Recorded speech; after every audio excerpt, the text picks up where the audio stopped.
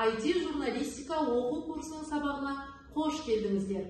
Бүгінгі сабағымыздың тақырыбы сұхбат және оның түрлері.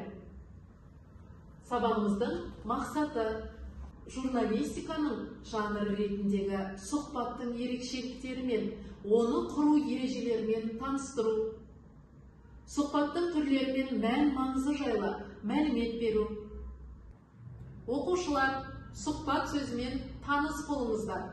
Сұхбат, көсемсөз жанры, журналистің бірнеше адаммен қандай да бір өзекті мәселе төңірегінде сұхбат жүргізуі.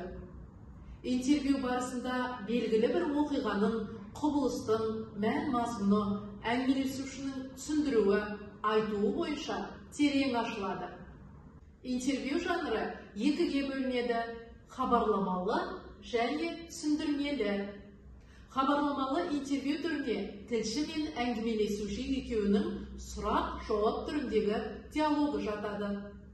Интервью тілшінің сауалына жауап беру бағытында жүргізіледі. Ал түсіндірмелі интервью суреттеме, баспасөз мәслихаты, дөңгелек үстел басындағы әңгіме, брифинг, анкета жатады. Бұларда дерек, оқиға, құбылыс хабарланып қана қоймайды, олардың қыр-сыры кеңірек түсіндіріледі. Ал балалар, брифинг сұхбат берушілердің ұсынысымен халыққа қажетті нәрсені түсіндіріп қою ниетімен өткізіледі. Баспасөз мәслихатында көптеген бұқаралық ақпарат құралдары өкілдерінің қатысуымен бір сала немесе әлденеше маманмен қатар сұхбат жүргізіледі.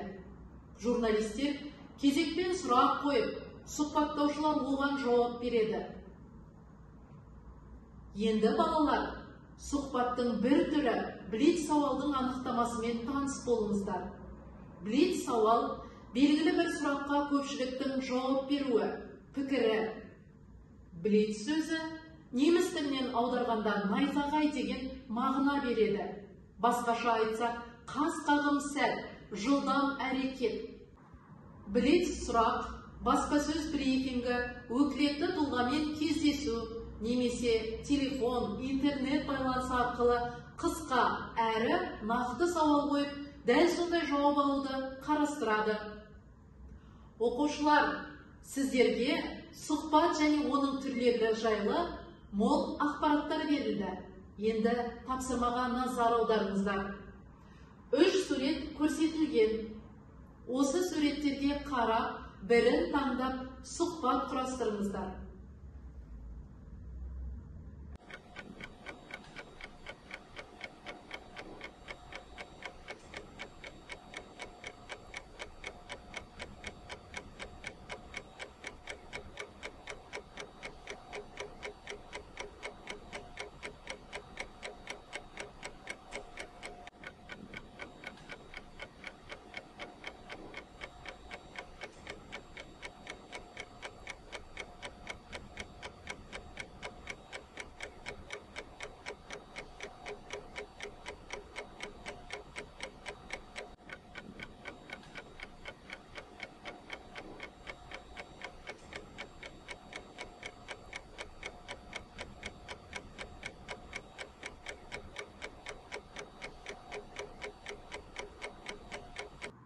Жарайсыздар балалар, мазмұнды сұхбат құрған екенсіздер. Енді Wordwall платформасымен құрылған тапсырманы орындаңыздар. Оқушылар, сіздерге Wordwall платформасы арқылы тапсырма беріліп тұр. Шарты сұхбатқа тән қатарларды сәйкестендіріңіздер. Бірінші сауал. Блиц сауалдың ерекшеліктері. Екінші, сұхбат қандай жанр? Үшінші, интервью жанры нешеге бөлінеді?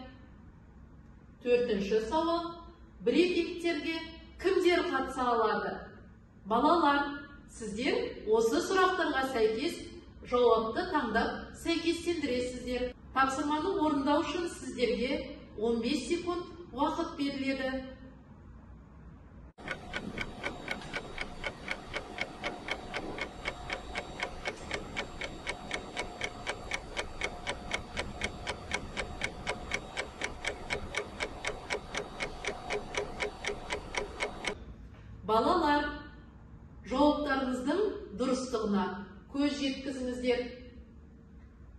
Блиц сауалдың ерекшеліктері.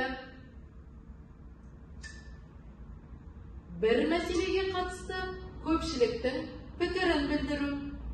Екінші сұрақ, сұхбат қандай жанр?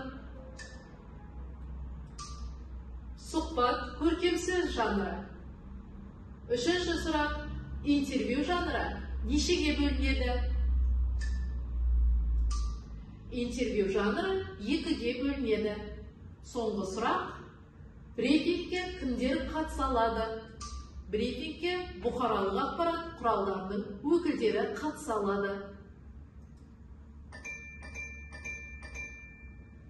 Оқушылар, барлықтарыңыздың сұрақтарыңызға деген жауаптарыңыз осылай дұрыстығын тапты деген сенімдемін. Оқушылар, бүгінгі сабақтың ой түйіні ретінде рефлексия, ой жарығы әдісі арқылы сабақта кері байланыс орнатайық. Білім, идея, пікір. Яғни, оқушылар, бүгінгі сабақтан қандай білім алдыңыздар, қандай идея түйдіңіздер, және қандай пікірді көңілге қондырдыңыздар. Осы жайлы кері байланыс күтемін. Оқушылар, бүгінгі сабағымызда сұхбат және оның түрлерімен таныс болдыңыздар. Олай болса, сабағымыз аяқталды. Зейін қойғандарыңызға рахмет. Сау болыңыздар.